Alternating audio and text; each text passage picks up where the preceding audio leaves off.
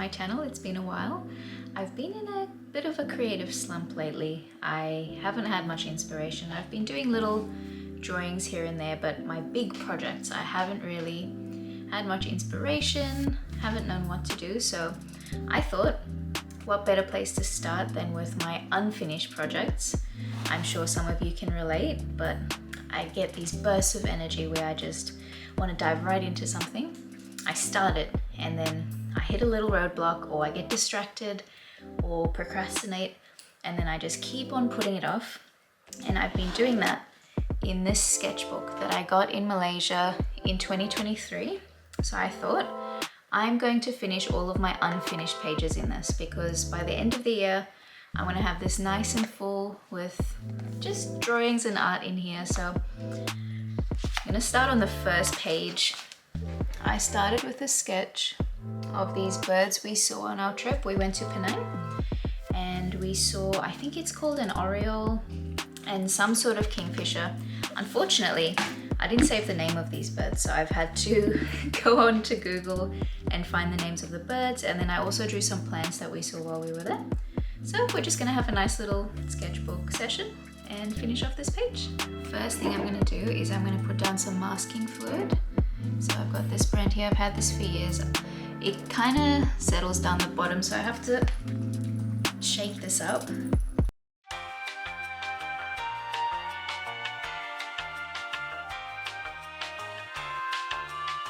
It's taking a while. Let's see how that is. Ooh, that does not look good. So what this does is you put it down. Oh no, ew, looks like a booger. You lay this down on the artwork that you don't want covered in the ink. So I'll cover all the birds that I've drawn, the plants, lay that down, and then once that dries, I can just go over with a paintbrush with my ink. I'll show you, it's really cool. But yeah, I'm gonna have to get this mixed because that's not the right consistency. Let's have a look. See if it's, ugh, that's really gross. But looks to be okay. Let's give this a try. When I use my masking fluids, I try to use brushes that I don't mind if they get ruined, because it can kind of stick the hairs together. A little glop of that. And then you just lay it over the area you want to stay white.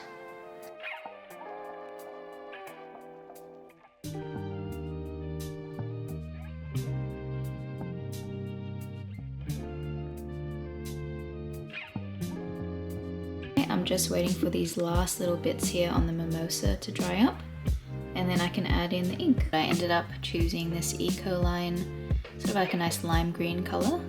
It is a bit bright, so I'm thinking of potentially watering it down a little bit, because if I need, I can always layer on some more, but I don't want it to be too bright because these birds are quite bright, and this butterfly. So yeah, we'll see how this goes. Now for the magic, I've got this big old brush, and we're gonna add on the ink just over the top. The first time I did this with masking fluid, I was so nervous because I thought there's no way. But see how it sort of repels it? And it just sort of makes these little droplets over the top.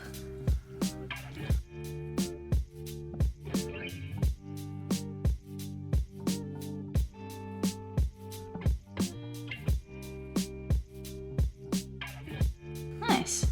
So yeah, I like doing it this way because I used to get a really fine brush and go in between all of the details, but then the ink would be really inconsistent throughout. So doing it this way, I can get a nice even base underneath.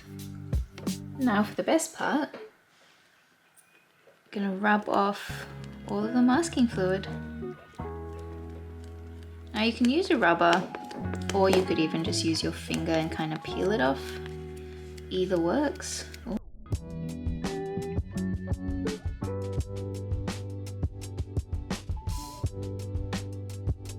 Reckon this will peel.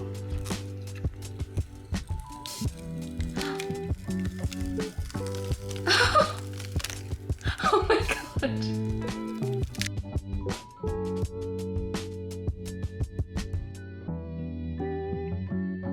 think I was a bit too rough when I was pulling this off. And it's kind of torn up the page a bit, but hopefully it's not too noticeable once I color this in. Next step I usually do is I go in with the fine lining. This is my all-time favorite liner, the Staedtler Pigment Liner 0.1.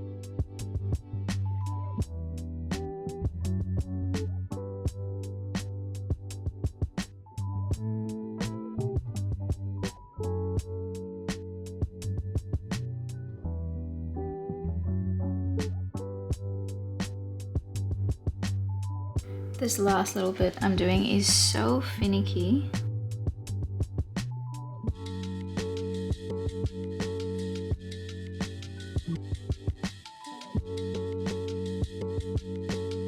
This better look good when I'm done. Can you imagine? I've put this off for 2.5 years almost.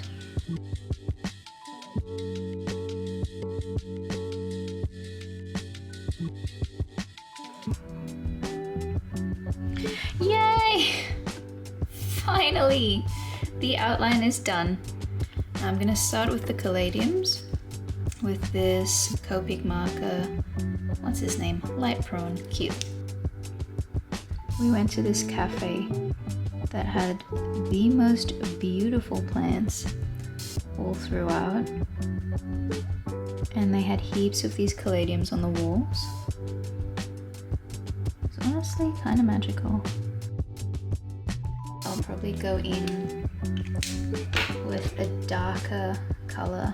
This is Light Rouge, and then just sort of make the center of this nice and dark. I'm probably going to start off light in light lime green, pea green. I'm just going to go from the outside. Oh, that's a nice color. What mignonette? Who knows?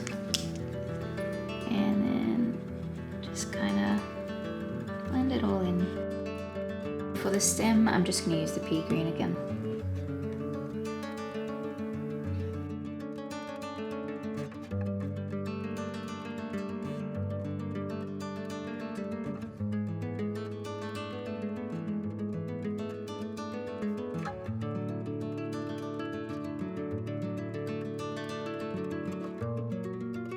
I'm going to colour in the mimosa with the colour moss.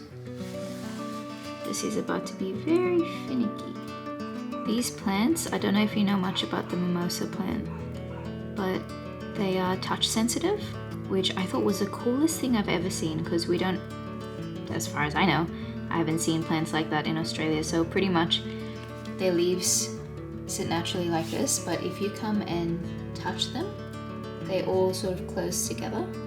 It's sort of, I think it's a defense mechanism, but Michael and I were huddling on the side of the road because we found a little patch of them and we were just going around and touching it. It was so cool. I think I first found out about it in 2014. I went on a trip to Malaysia and one of the locals, he was sort of like a nature guide. He said, "Hey, watch this." And then he tapped it and it just closed up, and I thought, oh my god, that's amazing. So now the last couple of times we've been to Malaysia, we keep an eye out for them and it makes us really happy. You know, it's the small things.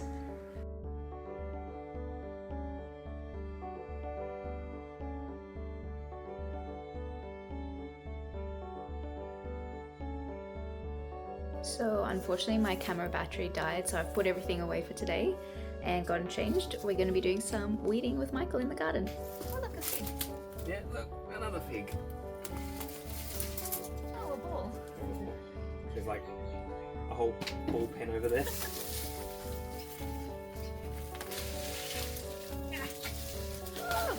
Aw. Yeah, they do that to you. Don't know, no idea what they are, but they're really annoying. They're annoying. Hey, I got some roots. Woo! Yes. Look. Nice. Oh. That has to come out too. So I was leaving that to last. Yeah, I know they do. You missed. I'm tired, Grandpa. It's too damn bad.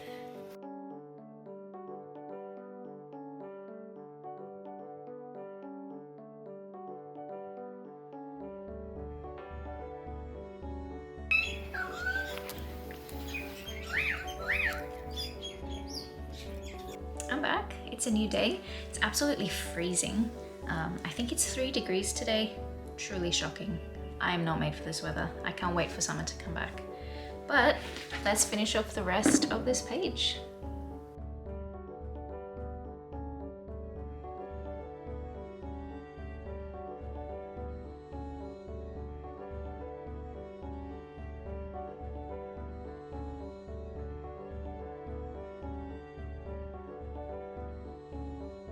So I don't really have many shades of blue Copic markers, and this bird's a very bright, brilliant, like a royal blue in some places. Very, very pretty. So I might do a mix of Copic markers and maybe coloring pencils? I don't know. We'll see how that goes. I realized the beak of this kingfisher is a lot skinnier in real life. I drew it kind of fat, so it's not looking very accurate at the moment, but that's okay. Something like that. Coloring pencil to the rescue. Fingers crossed this works.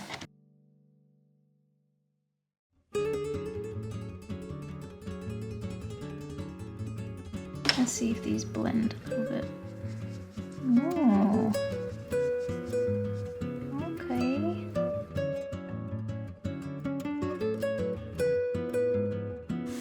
And now I'm going to do the black-naped oriole.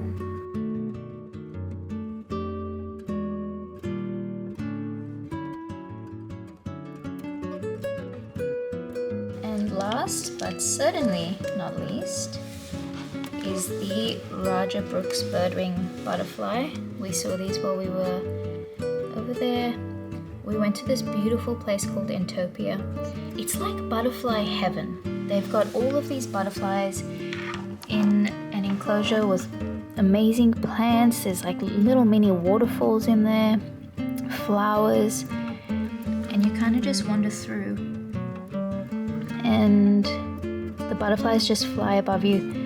Oh, it's magical. I'm gonna go in with a cool grey, and then I'll go over the top with my black pencil.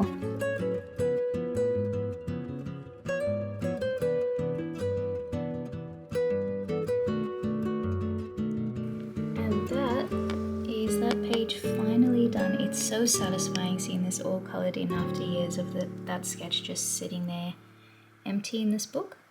If you watched that whole video, thank you, I appreciate you. Please give me a follow, and I've also got Instagram and TikTok at RosieZay. And next step is to finish the rest of these unfinished pages. I hope this inspired you to finish something that you've been leaving in your little drawers. I'll see you next time. Bye.